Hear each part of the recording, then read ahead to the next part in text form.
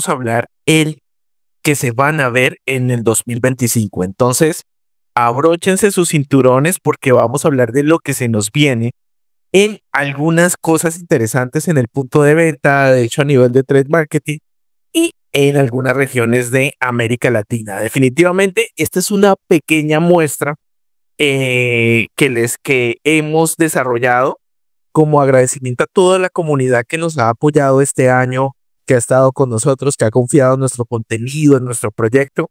Y pues como decía en el video de introducción, gracias a ustedes ya somos más de 2.500 estudiantes y el número sigue creciendo y pues hemos logrado llevar pues el trade marketing y la administración de categorías y muchas otras cosas al siguiente nivel para algunas compañías y también para estudiantes, ¿no? Entonces, pues muchos de nuestros estudiantes han cambiado sus dinámicas, hay algunos que nos mandan por ahí sus mensajes de agradecimiento por cómo han logrado implementar algunas dinámicas de cambio, sobre todo en economías difíciles, que pues como ustedes saben hoy en día son un gran reto para todas nuestros mercados, ¿no? Entonces, sin más preámbulos, vamos a comenzar de una sola vez. Muy bien, vamos a hablar entonces de las tendencias de trade marketing que se nos vienen para el 2025. Primero que todo, vamos a entender algo y es que para el 2025, 7 de cada 10 marcas de consumo masivo y de otras compañías, estamos hablando también del sector ferretero, también de retailers como las farmacias, tiendas de cadena y demás, han aumentado su inversión de trade marketing para el punto de venta. Hay algo muy importante y es que esto marca un hito histórico, ¿sí? Es decir, ¿qué ha pasado? Desde el 2020 para acá ha habido un cambio importante en la manera en la que nosotros hacemos mercadeo o hacemos trade marketing. Resulta que antes, digamos que había un complemento entre la promoción en medios masivos y demás, pero hoy en día básicamente se ha vuelto en dos tipos de segmentos donde nosotros podemos capturar shoppers. Estamos hablando del canal de la tiendita o el punto de venta físico y del canal e-commerce, ¿sí? Algo bien importante es que todavía en América Latina se sigue yendo con mucho al punto de venta, ¿sí? Pero hoy en día se ha mostrado un híbrido entre, yo me doy cuenta de alguna manera en algún formato de e-commerce, ¿sí? Y también en el punto de venta físico. Recuerden que el punto de venta físico sigue siendo el lugar en donde se cierra la transacción o se genera la experiencia del cliente de alguna manera, ¿sí? Obviamente hay tendencias que van a cambiar en algún momento en este proceso. Para lograr este cambio, muchas marcas están ajustando sus estrategias, reduciendo hasta un 10% del presupuesto destinado al marketing digital y a algunos medios masivos y destinando un poco más de la inversión a iniciativas de trade. ¿Por qué razón? Porque nos hemos dado cuenta que hoy en día hay muchos players en el mercado. Por ejemplo, muchos de nosotros vivimos en economías en donde hay mucha presencia de players emergentes, desde marcas de chocolate árabes hasta arroz que viene de Rusia, es decir, de diferentes tipos de procedencias, y eso ha hecho que de alguna manera la competencia en el punto de venta sea más importante y sobre todo el análisis de cómo está el punto de precio, de cómo están las dinámicas que pueden irse desarrollando en el proceso. Entonces aquí es donde comienza ese tema. El punto de venta sigue siendo el escenario principal, ¿sí? Es decir, donde se toma el 70% de las decisiones de compra. Hay un tema bien interesante, por ejemplo, en algunas categorías como en algunos sectores como el sector ferretero, como la farmacia, que pasa mucho que el cliente toma la decisión de compra en el e-commerce, pero no compra ahí, sino que va al punto de venta y dice, mire, yo vi esto en internet, vi esto en su aplicación, quiero este producto. Sí, eso está pasando por lo menos, según Deloitte, en un 22% de las decisiones de compra en países como Costa Rica, El Salvador, Guatemala, Nicaragua, Honduras, en donde sucede mucho este tipo de modelo. Entonces, algo que vamos a tener presente es que el punto de venta tiene hoy en día mucha relevancia, ¿sí? Estamos pasando por un proceso de digitalización tal vez más acelerado de lo que hemos visto anteriormente. Pero, como les decía, todavía el 70% de las decisiones de compra se toman en el punto de venta. Sin embargo, esto nos presenta otros retos y es que tenemos un consumidor que es más cambiante, ¿ya? Antes nosotros hablábamos de tendencias de consumo al año, a los 3 años, a los 5 años, pero hoy en día no, hoy en día las tendencias de consumo casi que son bimensuales, semestrales, ¿sí? De hecho lo vemos mucho, hay productos que cerramos este año algunas categorías que antes eran inelásticas y que se han vuelto elásticas, ¿ya? Que hay categorías que han cambiado un poco esta preferencia al consumidor también porque hemos entrado en una multicanalidad. Sí, hoy en día tenemos un consumidor un poco más diverso, perdón, un shopper más diverso que visita varios puntos de venta para optimizar su presupuesto, que eso lo vamos a ver más adelante. También hay un cambio en la política y es que estamos pasando, al menos a nivel de América Latina, tal vez la política es cíclica, sí, pero estamos pasando por uno de los periodos más inestables. Vamos a tener uno de los periodos más inestables a nivel político. Hay cierta incertidumbre en algunas economías, sí. En otras, pues se ha visto afectado por problemas de seguridad. En otras, el tema de si son países que tienen un riesgo político o no. Y esto de alguna forma sí ha impactado considerablemente en el consumo de los puntos de venta, ¿ya? También el clima y la conciencia sobre la ecología. Hoy en día tenemos shoppers que tienen más conciencia sobre qué tanto las marcas están cuidando el medio ambiente, algo que también de prestarle atención, los productos que son bajos en azúcar o libres de azúcar. Sí, hoy en día tenemos un shopper que está muy consciente de los sellos, ¿sí? De estos sellitos que dicen cuál es el contenido que tienen calorías, en azúcares, entre otros. ¿Listo? También tenemos una sociedad un poco más conectada, ¿no? Hoy en día, más del 52% del tiempo que nosotros tenemos disponible en horas al día, lo vemos en la pantalla del móvil. Entonces, eso implica que tenemos ya un shopper que se informa más en un entorno un poco más cercano a él, más rápido, para poder tomar decisiones, ¿sí? También pues hay un tema de avance importante en el uso de la tecnología y eso está cambiando un poquito las dinámicas industriales a nivel de Latinoamérica, que lo que ha hecho es hacer, nosotros lo vemos mucho en adaptación de formatos en los puntos de venta, incluso unos modelos híbridos de puntos de venta que hacen que con el tiempo se vuelvan formatos más dinámicos, ¿sí? Por ejemplo, lo vemos en la farmacia, ¿no? Comentábamos con alguien por ahí hace poco que la farmacia dejó de ser farmacia y se volvió tienda de conveniencia. O la tiendita en algunos lugares se ha sofisticado tanto que ya tiene un modelo más de cercanía, de proximidad, de precisión en atención al cliente, o simplemente no se ha adaptado tanto. Pero eso implica que sí ha habido un cambio interesante en la dinámica. A medida que nos acercamos al 2025, el panorama de Trade Marketing presenta una venta interesante. Las marcas de consumo masivo se están adaptando mucho más a un tema híbrido, sí, de eso vamos a hablar más adelante. Y es que es un modelo de digital, pero también complemento la experiencia de compra en el punto de venta y cómo yo capturo la mejor información posible del shop. Algo muy importante es que cada vez como tenemos más dinámicas de información, más toma de datos en el punto de venta, comenzamos a ver de alguna forma cosas interesantes como por ejemplo, ¿qué es lo que podemos hacer cómo podemos medir a los clientes en el proceso? ¿Listo?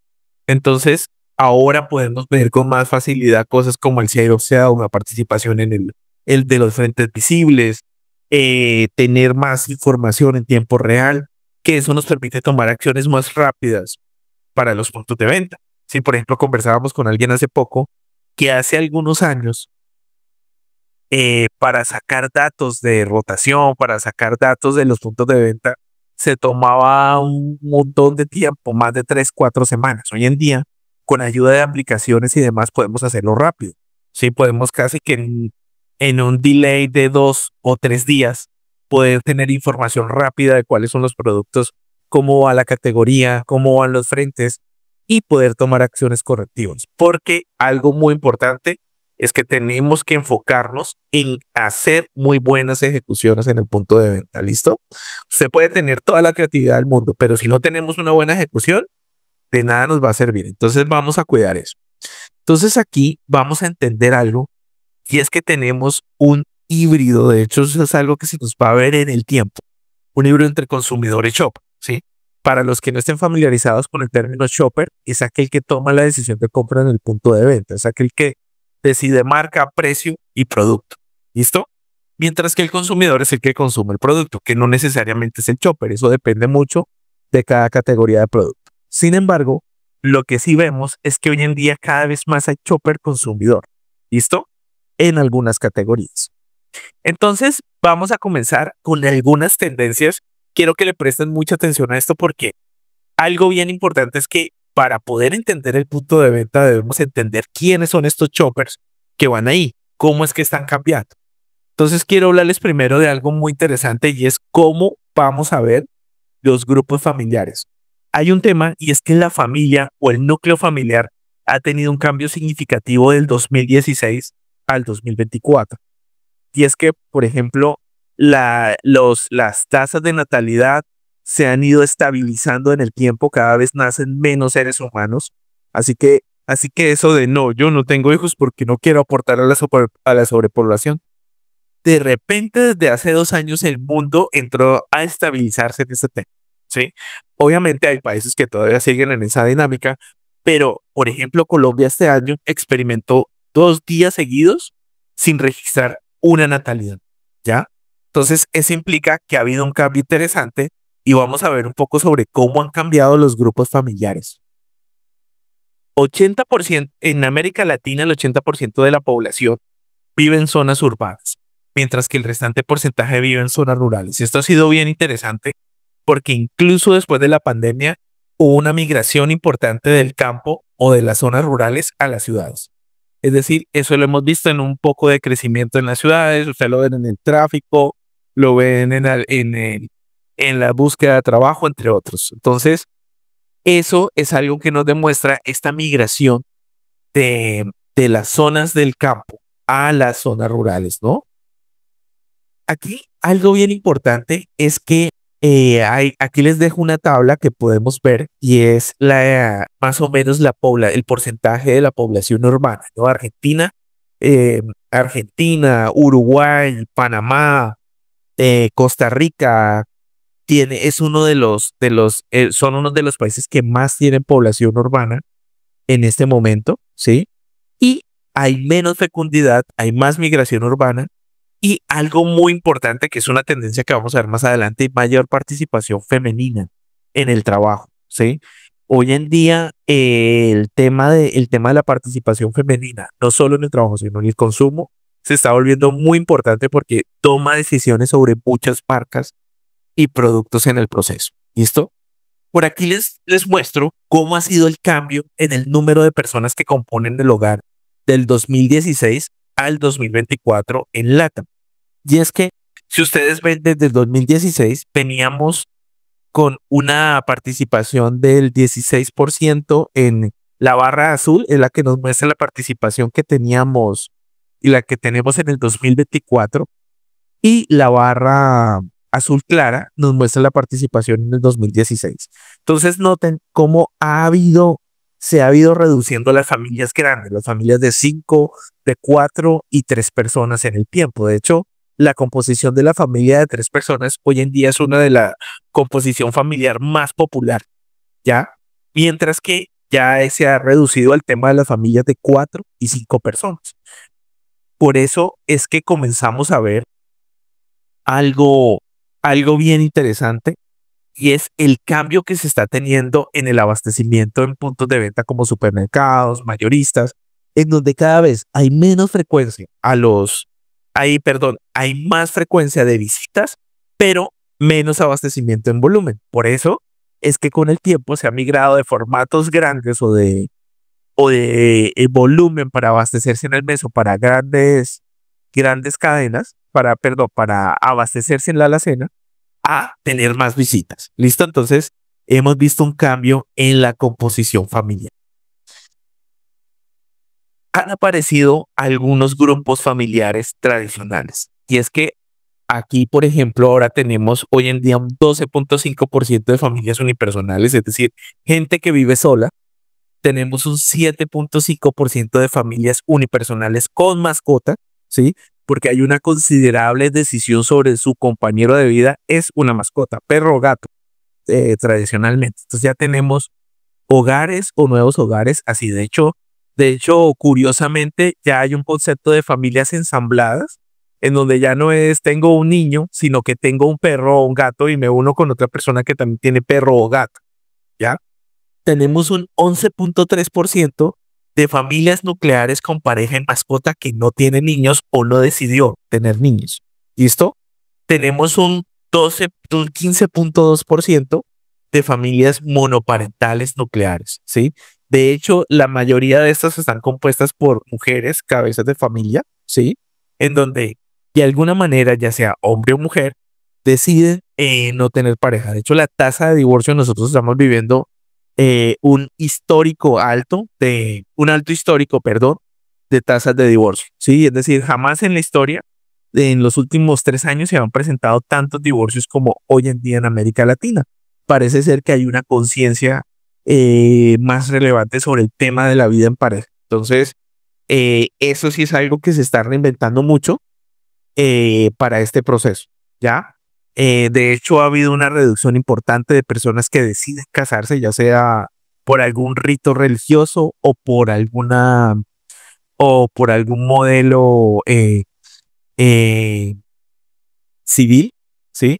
Entonces, de alguna manera nos casamos menos, o sea, hay más vida en unión libre, ¿sí? De hecho, hoy en día la vida en unión libre es mucho más popular por un tema de dinámicas de las parejas, ¿listo? Y aún así tenemos un 20.8% de familias biparentales nucleares, ya sea hombre, mujer, niño, hijos, uno o dos integrantes, o ya sea hombre, hombre y hijo o hija, o ya sea dos mujeres con algún niño, ¿sí?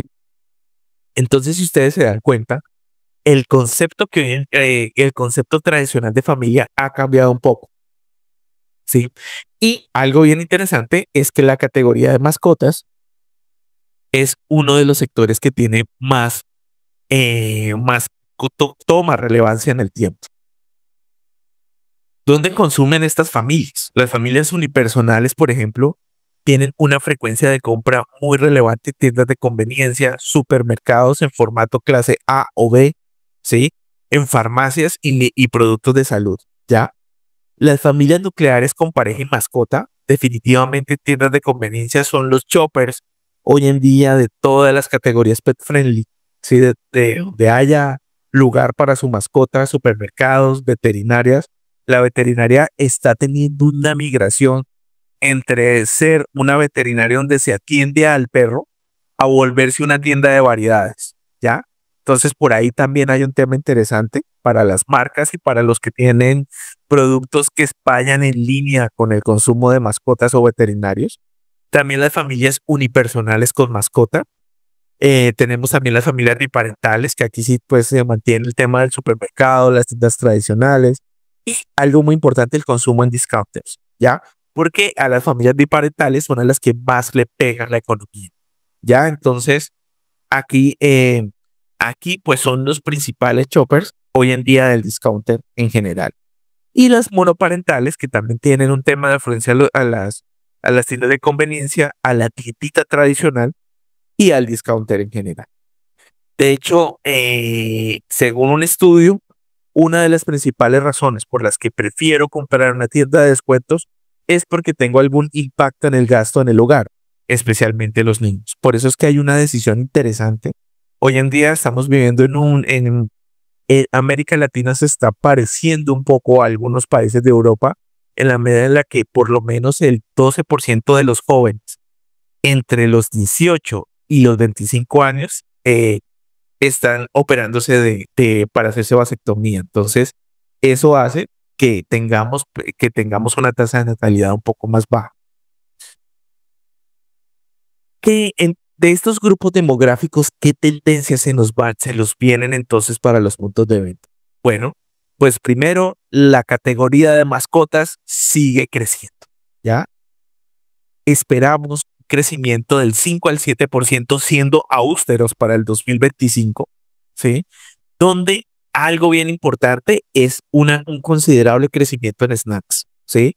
En snacks y alimentos secos, especialmente alimentos de premio y todo aquello que sea complementario al alimento tradicional. Por ejemplo, hemos venido viendo un crecimiento en productos para limpieza de dientes de los perros, para mejorar el aliento, y esto se debe a que ha habido un poco de humanización de las mascotas, ¿sí? Hay un mayor interés por los productos premium funcionales, por productos de digestión, por productos que mantengan a la mascota, les prolonguen un poco más su periodo de vida, ¿ya? Aquí hay algunas tendencias interesantes, y es que, por ejemplo, en América Latina, un 53% de los hogares no tienen mascota contra un 46% que sí. Es decir, casi que la mitad de los latinoamericanos tenemos mascota y la otra mitad no. De hecho, el 48.1% son mujeres y el 44.3% son hombres. Entre edades de 18 a 24 años, el 59.3%, es decir, que hay una población joven que es la que más tiene, donde hay mayor participación en tenencia de mascotas, ¿sí? Y de pronto por ahí de 45 a 54 años, ¿ya? Entonces son estas familias que hoy en día están en ese proceso, ¿listo? ¿Dónde se compran más alimentos para mascota hoy en día? Bueno, pues tenemos una participación del 51% en supermercados y grandes superficies.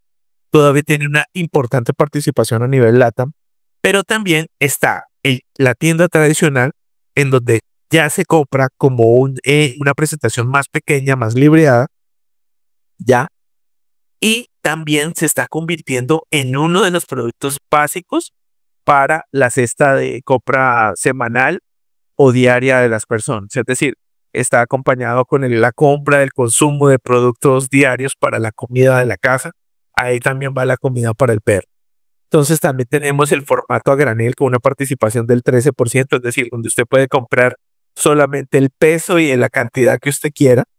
Y el veterinario que tiene también un 13%. Hoy en día el formato a granel se pelea con el formato veterinario por la venta de productos. Algo bien importante es que en el formato a granel ya vemos en algunos países presencia de productos premium para mascotas, lo cual está haciendo más accesible el proceso para los clientes.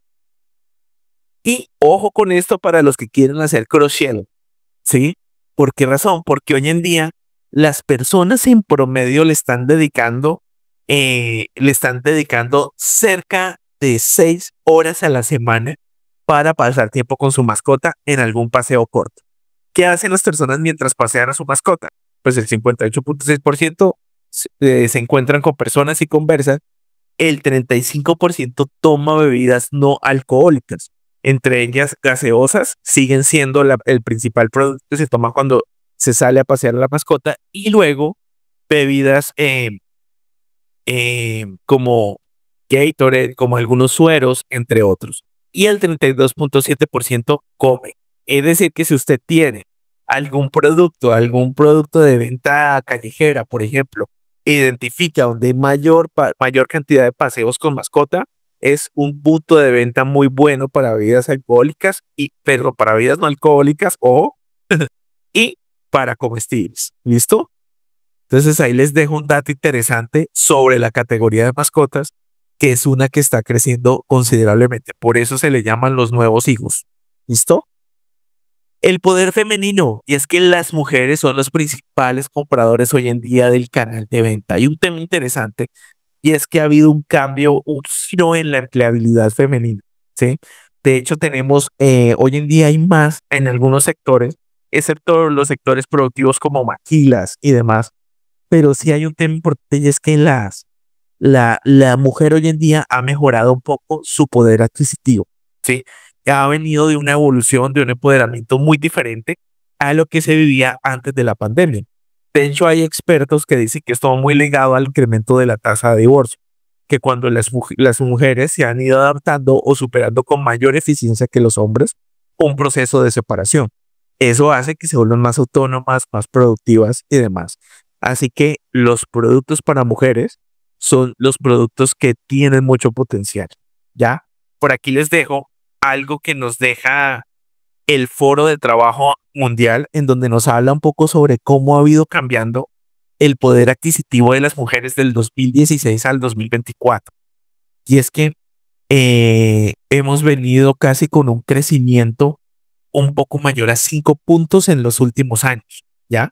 Entonces, eso ha hecho que el 94% de las compras de muebles para el hogar la definen las mujeres. El 92% de los tomas de la decisión lugar ir a, de a qué lugar ir a vacacionar también lo toman las mujeres. El 91% de gastos en vivienda o de compra de la misma y el 60% en automóviles, que esto sí es un dato histórico que no había pasado, no se comportaba así antes de la pandemia. ¿Listo? Pero ¿cómo se comportan nuestras choppers?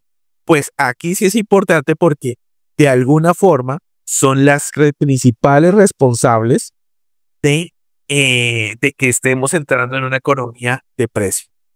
Y es que definitivamente las compradoras casi todos los países de América Latina le prestan más atención a los precios. Y es que son las que ahorran más, ¿ya? Entonces le prestan mucha atención a los formatos, precio, contenido. También hay una fuerte presencia de las compradoras en compras por conveniencia y cercanía. Se busca una participación del respaldo en comercio local. Y hay una fuerte presencia en nuestras shoppers de productos de segunda mano, especialmente en ropa y algunos productos para hogar como maletas de viaje y alguna indumentaria. ¿Listo? Y tiene una participación, aunque un poco lenta, pero creciendo en el uso de medios digitales para pagar. También en el uso de canales digitales y tiendas online. ¿Listo?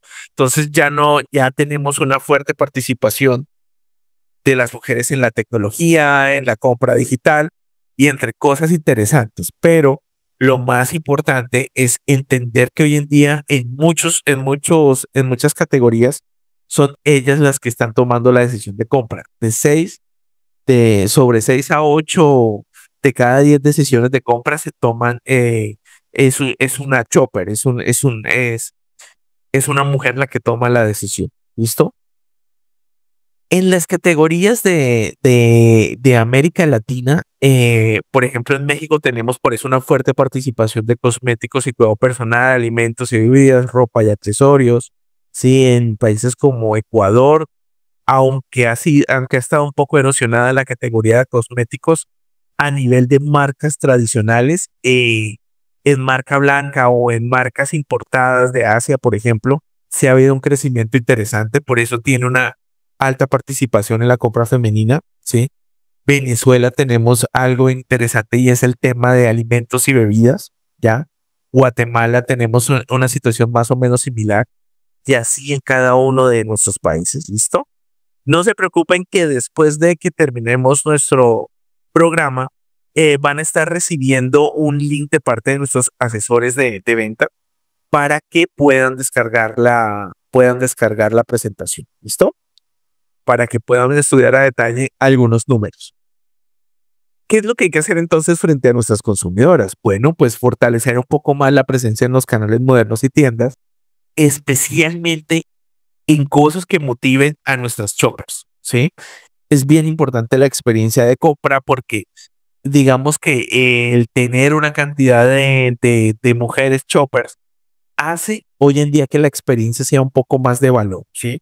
Según un estudio que nos deja Kantar, el tiempo de compra comparado entre hombres y mujeres pues es mucho más rápido en hombres. Parece ser que va al punto de venta, busca el producto, de pronto no revisa precios, sino a veces marca o lista y toma la decisión. Con las mujeres es diferente. Por eso el reto de las experiencias. ¿Listo? Expandir un poco más el comercio electrónico, desarrollar productos orientados mucho a la familia, especialmente para el sector de alimentos y particularmente en mercados como Venezuela y Honduras, en donde las mujeres son las principales compradoras para el hogar. También optimizar las estrategias de retail. Recordemos algo, por ejemplo, algo muy curioso y es que hoy en el Black Friday que hubo en este 2024, más del 60% de los shoppers o de los de los que fueron los puntos de venta fueron también mujeres en América Latina. Entonces, y compradores de tecnología, electrodomésticos y demás. Entonces, pero hay algo muy curioso y es que también las mujeres prefieren comprar más en tiendas físicas. ¿Listo? ¿Por qué? Porque les gusta mucho revisar la calidad, les gusta mucho revisar qué tipos de productos hay. Entonces ahí tenemos una característica interesante para este proceso. También hay que apostar por la personalización, la conveniencia en algunos canales como promociones y descuentos, porque sí es un chopper, como hablábamos anteriormente, de precio. Luego tenemos otra parte de nuestro programa y es la era de la competencia por precios. Muchos de nosotros iniciamos un proceso, ¿sí? En donde estamos en economías de inflación. Y eso le ha dado entrada a muchas marcas, aperturas a TLC que han hecho que entren más competidores, más players. Entonces, el 2025 va a ser uno de los años en donde en muchas categorías se va a iniciar una competencia por precios interesante. ¿Listo? El enfoque de los precios va a ser un poco más competitivo que lo que hemos visto en los últimos 6 años, ¿sí? Incluso después de la pandemia, en donde hubo un tema de rezago de la economía, ¿ya? Entonces, aquí sí va a ser clave entender un poco cómo funcionan nuestros formatos y para algunas marcas o algunos casos, sí será importante replantear las presentaciones. ¿Listo? Recuerden que aquí tenemos que centrarnos mucho en el valor percibido y en la competitividad. ¿Por qué? Porque en algunos países tenemos una alta participación del discount. Ya, por ejemplo, en Colombia vamos a cerrar un año con el discounter más fuerte que ha habido en América Latina, ¿sí? Entre un 40, casi 60 casi 50% de participación en las ventas de retail, ¿ya? Ecuador es un país que le sigue la tendencia. Entonces, vamos a ver que hay que trabajar mucho, sobre todo si ustedes son marcas comerciales, marcas tradicionales también, centrarse mucho en el valor percibido, cuál es la presentación y cómo ajustar un poco nuestras operaciones para poder llegar a competir con algunas marcas en precio o si es momento de sacar de la gaveta las marcas flancas. Entonces aquí sí vamos a considerar este proceso. Eh, También es bueno, por ejemplo, para los maquiladores porque se abren más oportunidades para maquilar productos, sobre todo de marcas blancas. Sí, exactamente. Por aquí nos dice alguien, en este tema de los precios la gente no está viendo marca, anda viendo qué les conviene en base al bolsillo. Sí, entonces es una tendencia que comienza a crecer. ¿Ya? Es momento de decirle a los países de Centroamérica, fueron felices y no lo sabían. ¿Por qué? Porque vamos a ver una fuerte tendencia al crecimiento de los discounters en el proceso. Sí, ya se verán noticias de eso. 3 razones que explican esta transición. Primero, que cada vez hay menos disposición y capacidad de pago para los consumidores. ¿Sí? Uno de los principales problemas es que hoy en día la percepción de calidad ya no solo va ligada a la durabilidad, a la tradicionalidad de la marca, sino también a qué tan relevante es en el uso, ¿sí? Por ejemplo, no es que esta pasta para espagueti, sí, sabe bien, pero igual voy a consumir un poco para hoy, etcétera. Entonces, el tema es que hoy en día nos hemos vuelto más utilitarios, más de lo uso rápido, lo tiro y sigo, ¿ya? Hay cierto grado de pérdida de valor en cuanto a valorar un poco más la tradición y todo lo que está detrás de los productos. Hoy en día es más de lo uso, lo consumo, lo tiro, si no alcanzo a terminarlo también. Entonces, por ahí va un poco el desapego a las marcas, ¿sí? También ha habido una fatiga importante en algunas distribuidoras y algunos retailers con los aumentos de precios, ¿sí? Por ejemplo, hay varias marcas flankers que han acabado con marcas tradicionales. Entonces, durante estos picos de inflación, digamos que sí se registra una fatiga interesante en este caso. De hecho, 4 de cada 10 ejecutivos, al menos según Kantar, consideran que los minoristas rechazarán futuros aumentos de precios, ¿sí? Es decir, está difícil entrar al canal moderno. Por ejemplo, ustedes me dicen por ahí, déjenme en los comentarios si no estamos viviendo una época de descuentos profundos, ¿ya? Descuentos algunos ajustes de promociones que pueden durar hasta 3, 4, 6 semanas, ¿ya? Y que en el tiempo terminan erosionando las marcas y se vuelven dinámicas de precios en donde el shopper se acostumbra a ese precio, ¿listo? Entonces por ahí se viene esta tendencia. También hay una competencia más agresiva en precios, ¿sí? Es decir, categorías, como les decía, que antes eran inelásticas, se convierten en elásticas.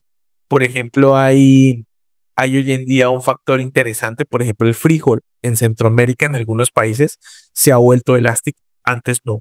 Entonces, igual el consumo del queso, ¿sí? Por ejemplo, en El Salvador, el queso hasta el 2021 era un producto inelástico, ni siquiera en la pandemia se afectó considerablemente su consumo, pero cerramos un 2024 donde sí tiene elasticidad, ya, es decir, si hay un aumento en el precio, se reduce el consumo y entonces los clientes deciden, ok, bien, puedo comer menos queso en mi comida por un tema de precio, ¿no? Porque ha pasado de ser un producto en la percepción del cliente, ha pasado de ser un producto de la canasta normal o de la canasta tradicional a convertirse en un lujo para la comida. Entonces, aquí es donde vemos un cambio en la inflación. Hay un reto importante y es que en el 2025 debemos considerar equilibrar el precio, ¿sí? Equilibrar el volumen, verificar cómo nosotros podemos darle un mejor valor en cuanto a precio y contenido a nuestros clientes, ¿sí? Entonces, ojo, porque sí, en algunos casos es momento de replantearnos los formatos y los portafolios. Que no digan que no se los dije antes de que entre el discount. Entonces, hay que revisar, por ejemplo, cómo puedo incrementar de alguna manera el volumen, cuidar mucho mis procesos para poder bajar costos en la distribución, revisar qué portafolios me están funcionando, ¿sí? Por ahí, revisar los portafolios fundamentales, los portafolios secundarios, para poder revisar qué nos va a funcionar en los puntos de venta, ¿listo? Y recordemos algo, y es que ha habido un cambio importante en la percepción de las marcas en cuanto a lo premium, en cuanto a los Tier 2, por ejemplo. ¿Listo? Hay un escenario importante y es que las empresas deben adaptarse en donde el precio, como les decía anteriormente, se vuelve clave en cuanto a qué le estoy dando de más al cliente por lo que está pagando. Un poco más de calidad, un poco más de contenido, entre otros. Entonces, ojo, hay que revisar mucho cómo se están comportando nuestras categorías en ese proceso. Un reto importante, especialmente para los perecederos, es la necesidad de urgencia, ¿ya? Y es que nos hemos vuelto economías de urgencia. Si no me estás presionando por el descuento, si no me estás presionando porque el producto está ahí, tal vez puedo olvidar un poco cómo se consume. Esto pasa por dos razones. Primero, porque hoy en día el índice de atención de las personas se ha reducido considerablemente. Bueno, ustedes lo ven cuando ustedes se pueden a ver videos de TikTok, de Instagram, todo el tiempo, e incluso van al baño y no pueden dejar de ver la pantalla del celular. ¿Qué pasa? Que cada vez ustedes notan que se le presta menos atención al cuidado del hogar, por ejemplo, ¿sí? Entonces, hay algo bien importante y es que, si bien es cierto, los consumidores están dispuestos a pagar más por productos esenciales, ya algo que ha habido, que ha hecho interesante este cambio, es que también se necesita darle a conocer al cliente un poco más el tema de los productos. Se encuentran aquí esa sensación de escasez relativa, porque ahí es donde hay que cuidar este proceso. Sí, ojo, es importante el tema de las promociones, ¿sí? Como les comentan a muchos de nuestros estudiantes, no es que tengamos promociones, no es que tengamos promociones en el mismo producto todo el tiempo, sino en diferentes categorías para variar un poco el consumo de los clientes y que no se nos vuelvan políticas de presión en tiempo. ¿Listo? La percepción de escasez es bien importante. De hecho, Euromonitor por ahí nos dice que el 70% de los consumidores en El Salvador y Ecuador han indicado que están dispuestos a pagar un precio más alto si perciben que el producto es escaso o limitado, ¿ya? Entonces, por ahí hay algo que hay que cuidar y es que si los productos llegan y se acaban o tenemos la sensación de agotamiento, tenemos más disponibilidad para comprar, ¿ya? Entonces, esto se observa especialmente en las categorías de tecnología y de electrodomésticos. De pronto, en los de consumo masivo, en perecederos, no se ve tanto esa tendencia, sobre todo en tecnología. ¿Listo? La percepción del precio, los precios siguen, definitivamente se mantiene la vieja técnica de la terminación en punto 99, los rótulos rojos siguen siendo la percepción de promoción, ¿sí? De hecho, en Centroamérica el 58% de los consumidores tienden a tomar más productos cuyo rótulo o precio termina en punto 99, los ven más atractivos. Entonces todavía funciona mucho esta dinámica de visibilidad en el punto de venta. Solo cuidado con que los precios sean genuinos. Esto se los digo porque, hago paréntesis, uno de los indicadores fuertes de un estudio que hicimos en el Black Friday es que la gente no cree que las ofertas y los descuentos sean verdaderos en el Black Friday, ¿sí? De hecho, se tiende a pensar, hay un mito urbano por ahí, que en algunos casos no es tan urbano, de que yo solo le coloco el rótulo de oferta aún sin variar el precio. Entonces, mucho ojo con eso porque también hay una revisión en algunos países de las defensorías de los consumidores que ya están revisando con más atención este proceso. ¿Listo? Otra tendencia interesante es la exclusividad. Y es que los productos de tendencia o los productos exclusivos han tenido una fuerte participación y algo muy interesante, ¿sí? Es decir, todos los productos que son de edición limitada, en Guatemala y México, por ejemplo, el 45% de los consumidores reaccionan mucho o muy eficientemente a productos premium o in and out, ¿sí? Por ejemplo, el éxito que ha tenido Coca-Cola con Oreo o Red Bull con su Winter Edition, ¿sí? Entre otros, pues ha tenido esa característica interesante de exclusividad, de demanda, y aquí de pronto son una de las categorías que no se han visto tan afectadas por el precio, ¿sí? En donde la marca sí influye y la diferenciación. Así que, aparte de que vamos a tener un entorno económico en donde competimos mucho por precio, también en algunas categorías los in and out se comienzan a robar el show. Y es que es importante que tengamos algunas dinámicas de temporada para mantener ese interés con el cliente y que no solo nos consuma por la economía o por el precio. ¿Listo? Hay un tema interesante y es que el incremento de la competencia, ¿sí? En mercados con alta competencia como Ecuador y Colombia, que se han vuelto muy sensibles al precio.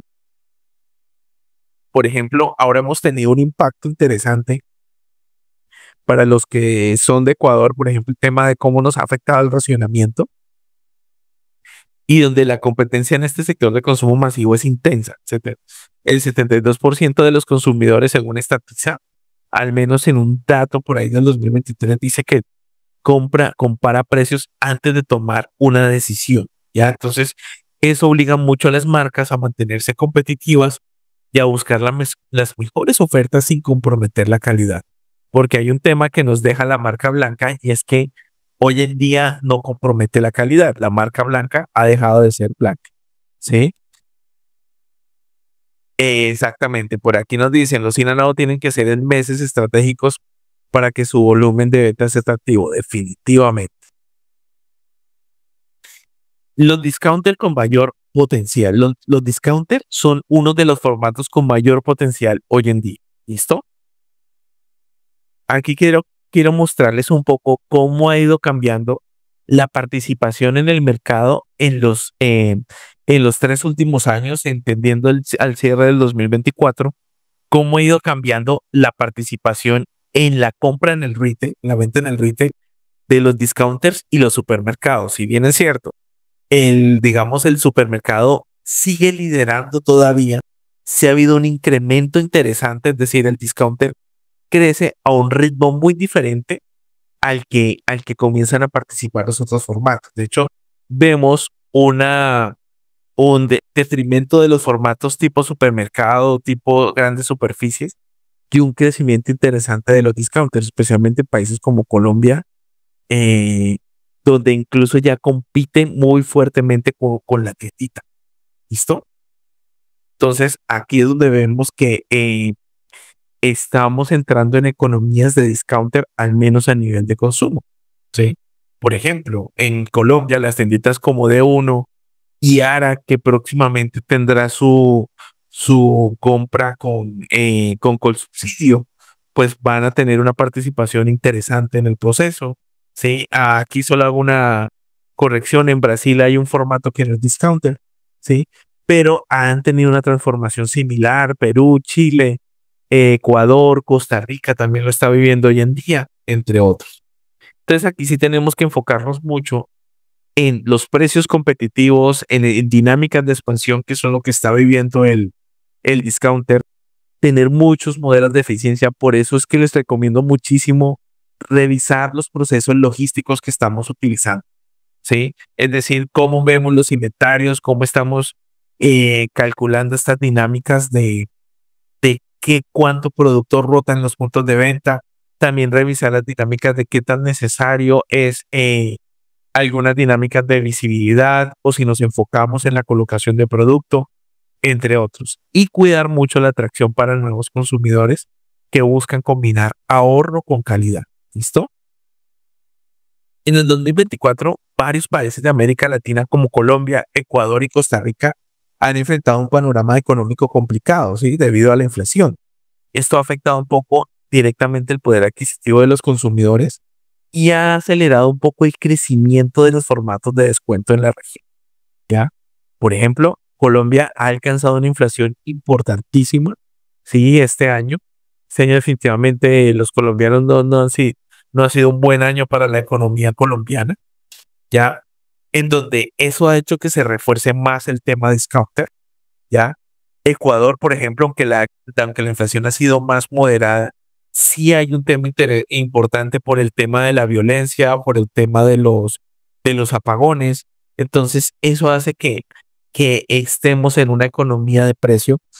Y Costa Rica, que también ha tenido un tema, aquí se ha afectado un poco el turismo, la gentrificación, entre muchos otros.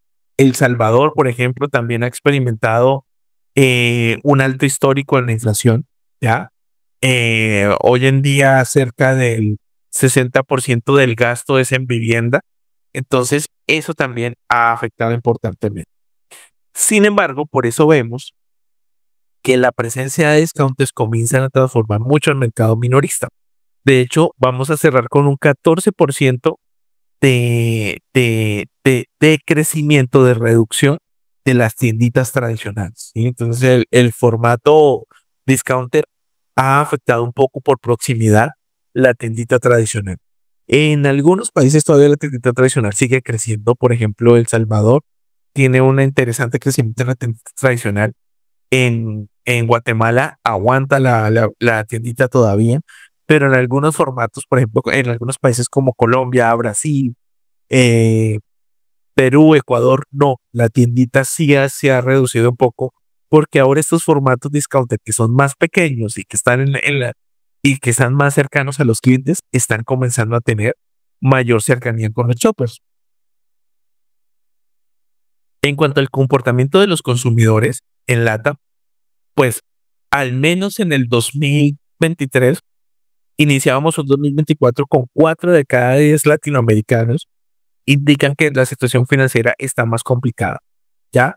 Este panorama no ha cambiado mucho en el 2024, ¿sí?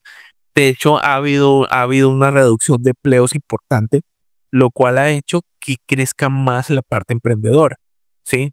Y eso es lo que hace que el consumo sea un poco más inteligente, ¿ya? 38% de los latinoamericanos han aumentado la frecuencia de gastos en tiendas de descuento de precios bajos. ¿Sí? Eso es bien importante, sobre todo para los que buscan aumentar la frecuencia de compra, porque si bien es cierto, compra menos, visita más formatos y eso nos deja más margen de tiempo. ¿Sí? Por eso es que hay muchas categorías que han experimentado este crecimiento en ventas en valores. ¿Ya? Los Tier 1, de hecho, para algunas marcas se han vuelto muy rentables en temas de valores. El 83% de los latinoamericanos están tomando diferentes medidas para reducir los gastos. El 42% de los consumidores han decidido detener la compra de ciertos productos para enfocarse en lo esencial. Y el 29% busca sustituir o cambiarse una opción de precios más económicos. Y el 72% de los latinoamericanos pues están agobiados por el aumento del costo de la vida. ¿Listo? Entonces todavía este tema es la piedrita en el zapato del desarrollo. En el hard discount, bueno, pues hay una reducción en ventas de las tienditas, como les decían, presión sobre los márgenes de ganancia, es decir, ahora nosotros tenemos que fabricar con la misma calidad, que ese es el reto, fabriquen con la misma calidad o mejor que la que traía, pero a precios más bajos con márgenes más altos. Es el reto para las marcas. Reajuste de estrategias de precios para canales modernos, un cambio importante en las preferencias de compra y un impacto en la competitividad y en las estrategias de marketing, porque el problema es que sin marketing no vendemos, pero al mismo tiempo tenemos que revisar cómo lo aplicamos de manera eficiente para los clientes. Entonces, ¿qué podemos hacer con los supermercados y las marcas tradicionales? Hay que fortalecer nuestra propuesta de valor, hay que tener mejores estrategias omnicanal, ¿sí? Hay que cuidar mucho los formatos. Una recomendación importante: tengan en sus estrategias anuales de trade marketing el desarrollo de nuevos canales de distribución, desde canales digitales, ¿sí? Y hasta canales un poco más alternativos, porque sí ha habido un crecimiento en formatos. Eso nos va a ayudar un poco a mitigar un poco estas guerras de precio o estas dinámicas que en algunos canales ya se comienzan a saturar, sobre todo en categorías muy maduras, como por ejemplo el café, las bebidas carbonatadas, entre otros. Recuerden diferenciar los productos, revisar cuál es esa propuesta de valor y algo clave, entender a nuestro shopper, cómo está yendo nuestro shopper a los puntos de venta. ¿Listo? Y tener una buena eficiencia operativa, ¿ya?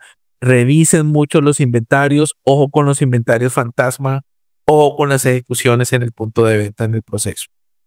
¿Qué consejos nos deja estas dinámicas de tendencia? Primero, aprovechar mucho el crecimiento del formato discounter. Es momento de sacar esas marcas flankers que pueden competir. Desengaveten por allá todos esos flankers que tienen, ya. Cuidar mucho el bolsillo de los consumidores. De hecho, es algo que tenemos que tener presente todo el tiempo. Optimizar la relación calidad-precio. ¿Listo? Entonces, si por ejemplo yo definitivamente no tengo la opción de flanquear, por lo menos cuidemos mucho cuál es ese valor. Rescatemos al cliente de acuerdo al valor. Tratemos de darle una muy buena opción. En algunos casos será una alternativa a reformular nuestros formatos. ¿Listo? Ojo con el e-commerce, sí, es decir, revisar un poco la digitalización. Hoy en día la velocidad de la que podemos tomar los datos del punto de venta van a ser fundamentales en el proceso, y fomentar más la lealtad al consumidor porque necesitamos estar más cercanos a ellos. Aquí las impulsaciones van a ser importantísimas en el proceso, pero dinámicas que sean más cercanas a los clientes, ¿sí? Aquí sí los invito mucho a usar un poco más la creatividad, a ser más originales, a ser un poquito disruptivos. ¿Con qué le podemos dar al cliente para capturar esa atención? Y sobre todo, ¿qué le puedo brindar para tener la preferencia? Pensemos mucho más, es momento de pensar de afuera hacia adentro, no de adentro hacia afuera, no. ¿Qué tengo en la empresa y cómo quiero yo que los clientes se adecuen? Sino no, ¿qué hay afuera? ¿Cómo funciona el cliente? ¿Cómo funciona ese buyer persona? Que a veces no coincide con lo que nos dice mercadeo, que es, sino con lo que realmente va al punto de venta. Entonces ahí es el momento para poder revisar estas dinámicas. Y bueno, pues espero que este breve vistazo al 2025 les haya servido o les sirva, ¿sí? No está de más invitarlos a que el futuro es de quienes nunca dejan de aprender. Uno de los principales retos es tecnificar y verificar nuestros procesos de trade marketing. Sí, como les decía, las puertas están abiertas en Redbox Next Level. Algunos de ustedes ya han tomado programas de formación con nosotros y si no lo han hecho, los invito mucho porque se viene un 2025 lleno de cosas interesantísimas. Vamos a iniciar un enero con un programa especial en estrategias de precio, ¿sí?